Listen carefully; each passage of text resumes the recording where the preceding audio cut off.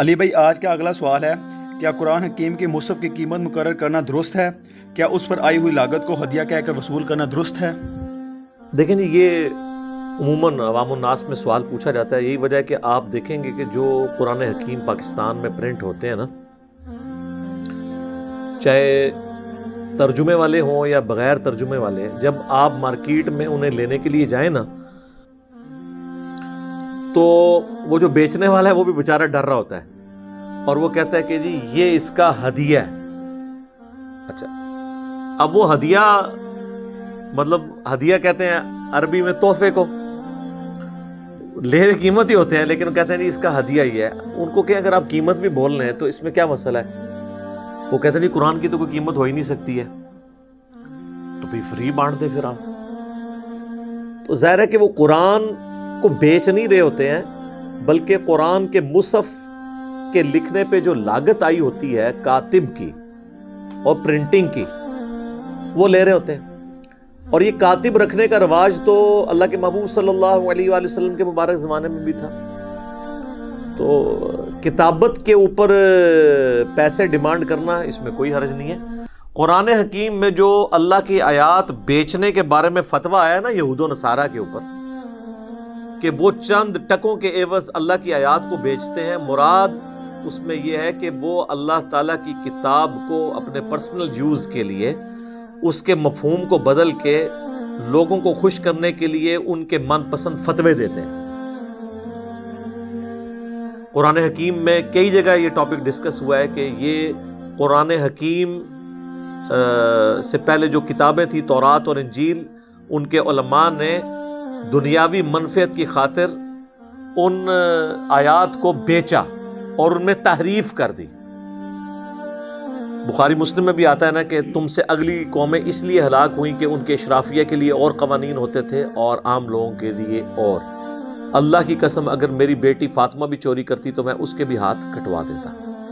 یہ حدیث اس وقت نبی علیہ السلام نے بیان کی جب فاطمہ نامی ایک عورت کی چوری کا مقدمہ آپ صلی اللہ علیہ وآلہ وسلم کے سامنے پیش کیا گیا اور سفارش کے لیے اسامہ ابن زید کو بھیجا گیا. تو آپ نے ڈانٹا، باقاعدہ مسجد میں آپ نے خطبہ دیا ممبر لگا کے، اللہ کی قسم اگر میری بیٹی فاطمہ بھی چوری کرتی اس کے ہاتھ بھی کٹوا دیتا میں.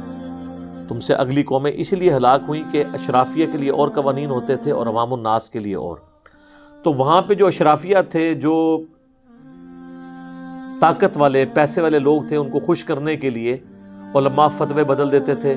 قرآن حکیم میں اس چیز کو کنڈیم کیا گیا ہے کہ چند ٹکوں کے عوض اللہ کی آیات کو یہ بیچتے ہیں اہل کتاب.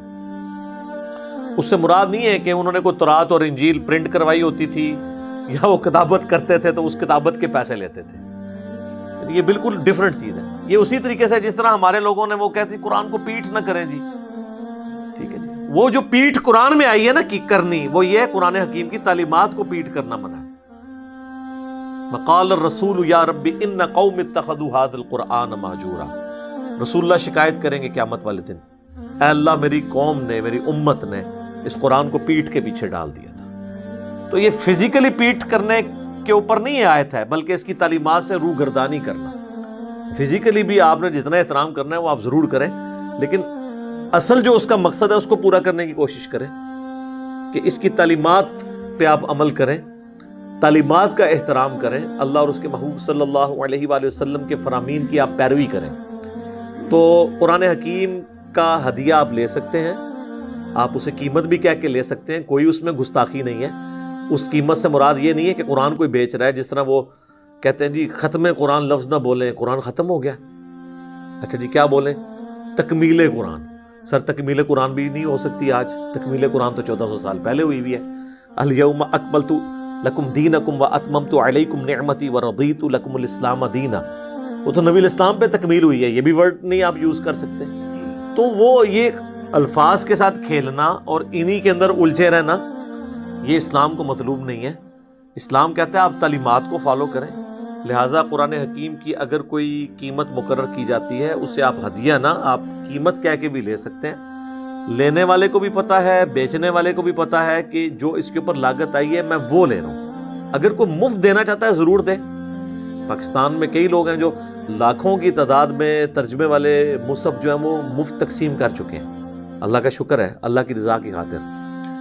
تو وہ ایک بہت اچھا کام ہے, حکومتی لیول پہ ایسا ہونا چاہیے. میں نے تو کئی دفعہ مشورہ دیا ہے کہ ہمارے آئین میں جہاں پہ یہ شک داخل ہے کہ قرآن حکیم کی بغیر غلطیوں کے پرنٹنگ کو انشور کیا جائے گا, وہیں پر ہمارے آئین میں یہ چیز بھی ہونی چاہیے کہ قرآن حکیم بغیر ترجمے کے پرنٹ نہیں ہوگا پاکستان میں.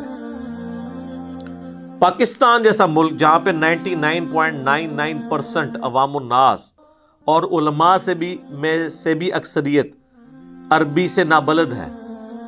علماء تو ہم لوگ وہ جو گلی محلے میں چند صورتیں یاد کر کے ائمہ بنے ہوئے مساجد کے, ان کو بھی لوگ علماء کہہ رہے ہوتے ہیں, ان کو بھی قرآن کا نہیں پتا. جہاں پہ 99.99% حفاظ قرآن کو نہیں جانتے کہ اس کے اندر کیا لکھا ہوا ہے, وہاں پہ بغیر ترجمے والا قرآن چھاپنا, اس کی کیا ضرورت ہے؟ یہ جرم ہونا چاہیے پاکستان کے اندر. جس مسجد میں نکلے نا, وہاں کے جو ائمہ مساجد ہیں نا, ان کے اوپر اس حوالے سے کوئی تعزیر مقرر کرنی چاہیے کہ تیری مسجد میں یہ بغیر ترجمے والا قرآن کیا کر رہا ہے, اور بغیر عربی والا بھی قرآن چھاپنا یہ بھی غلط ہے. مصحف اپنی جگہ ہونا چاہیے. ہمارا تو یہ فخر ہے کہ ہمارے پاس وہ کتاب ہے جو اپنے اوریجنل ٹیکسٹ عربی میں محفوظ ہے. اس حوالے سے میں مشورہ دوں گا جن لوگوں تک ہماری بات پہنچتی ہے, بڑے لوگوں تک, کہ مولانا مودودی رحمہ اللہ تعالیٰ کا ترجمہ جو ہے نا, ترجمان القرآن کے نام سے وہ شائع ہوا ہے. ایک تو بڑا آسان ہے, دوسرا عربی زبان کا جو سوز و گداز ہے وہ اردو میں ٹرانسلیٹ کیا ہے مودودی صاحب نے. تیسرا وہ آج کے زمانے کی جو اردو ہے اس میں ہے, ایبسلیٹ اردو میں نہیں ہے. ٹھیک ہے, اب مجھے عربی آتی ہے تو میں سمجھتا ہوں کہ واقعی اگر قرآن اردو میں نازل ہوتا نا, تو جو سوز و گداز مودودی صاحب کے ترجمے میں ہے نا, وہ واقعی انہوں نے عربی کو اردو میں ٹرانسلیٹ کیا. وہ انہوں نے اب ایک نیا قرآن پرنٹ کیا جس میں ایک صفحے کے اوپر صرف عربی لکھی ہوئی ہے رائٹ والے پہ, اور لیفٹ والے پہ صرف اردو ہے. اسی اعتبار سے اس کے آمنے سامنے پورے پیج کے اوپر, تاکہ اگر کسی نے صرف ترجمہ پڑھنا ہے نا, وہ ترجمہ پڑھ لے, جس نے صرف عربی کی تلاوت کرنی ہے وہ کر لے. اس میں ایک بات آپ کہہ سکتے ہیں کہ ہے کہ اگر عربی کے نیچے اردو ہوگی نا, تو اگر کسی نے کوئی کسی عربی کے لفظ کو دیکھنا ہے کہ ایگزیکٹ اردو میں اس کا ترجمہ کیا ہے تو وہ دیکھ لے. تو وہ تو سر عام تراجم کے اندر بھی یہ فیسلٹی اویلیبل نہیں ہے, کیونکہ نیچے ہوا ہوتا ہے با محاورہ ترجمہ, اور ایگزیکٹلی عربی کے نیچے وہ اردو والا لفظ نہیں آ رہا ہوتا. سوائے دارالاسلام نے ایک قرآن چھاپا ہے, یا حافظ نظر صاحب کا ایک قرآن ہے جس میں با محاورہ ترجمہ ایک لائن میں, اور پھر نیچے ڈبے بنے میں ہر لفظ کے نیچے ہے وہ ترجمہ. یا شبیر صاحب کا ایک ترجمہ ہے جو 3 کلرز کے اندر پرنٹ ہوا ہے, بلیک میں اور پی کاک کلر ہے, اور تیسرا میجنٹا کلر جو ہے وہ گلابی, اور سمجھ لیں یہ جو لائٹ بلو کلر اور بلیک, یہ 3 کلرز میں. تو وہ انہوں نے نا, وہ جو عربی اوپر لکھی ہوتی ہے نا اسی کلر کی نیچے وہ کوڈنگ انہوں نے اسی کلر کے اندر ترجمہ کیا ہوا ہے. اس طرح کے ترجمے اویلیبل ہیں.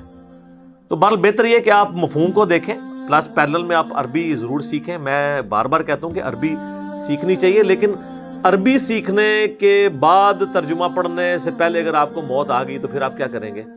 مہربانی فرمائے آپ عربی سیکھ بھی لینا, آپ ترجمہ کر بھی لیں, آپ کے ترجمے کو کسی نے نہیں ماننا.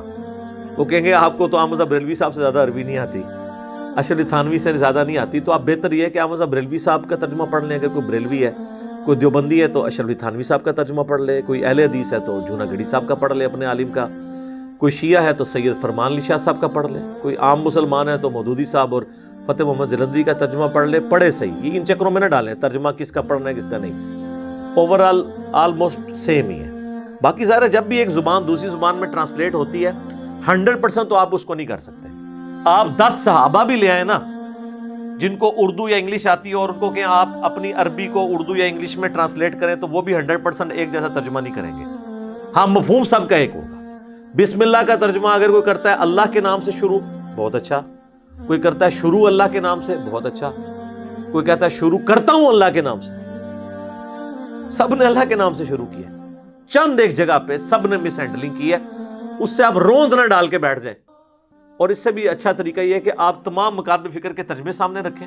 میں نے باقاعدہ فزیکلی ایک ویڈیو بھی اس پہ ریکارڈ کروا دی ہے, قرآن حکیم کی 8 ٹرانسلیشنز. تو آپ دیکھیں, میں نے فزیکلی بتایا کہ اس آیت کا ترجمہ انہوں نے یہ کیا, انہوں نے یہ کیا, بتائیں کیا فرق ہے.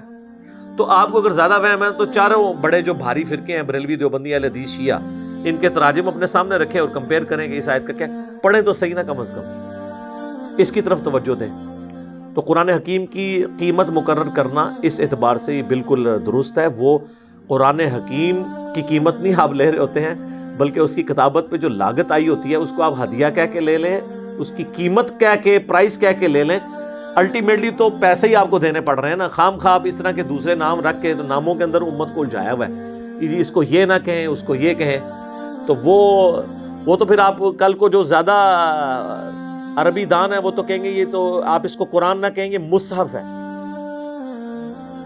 قرآن تو لوح محفوظ میں ہے، بل ہوا قرآن مجید فی لوح محفوظ، یہ مصحف ہے، اس قرآن کی اتھینٹک کاپی ہے کتابی شکل میں، اسی لیے مصحف کا لفظ استعمال کیا۔ اور یہ میرے ہاتھ میں جو قرآن ہے نا، یہ تو صحابہ تابعین والا لکھوایا ہوا بھی نہیں ہے، یہ تو عثمان طٰہٰ کا لکھا ہوا ہے، ٹھیک ہے جی، جو دمشق کے ایک رائٹر تھے، یہی بلو بائنڈنگ کے ساتھ سعودی عرب سے شائع ہوتا ہے، جس کے ہر صفحے پہ آیت مکمل ہوتی ہے، اور ریڈ بائنڈنگ کے ساتھ ایران سے شائع ہوتا ہے۔ یہ تو آج کے دور کا وہ لکھا ہوا قرآن ہے، وہ بھی بندہ زندہ ہے جس کی ہینڈ رائٹنگ ہے یہ، ٹھیک ہے جی۔ تو اس اعتبار سے کوئی حرج نہیں ہے، اگر وہ کہتا ہے میں قرآن کی قیمت مقرر کر رہا ہوں تو یہ بالکل درست ہے، اس کے اوپر کوئی فتویٰ نہیں لگتا۔ ٹھیک ہو گیا جی۔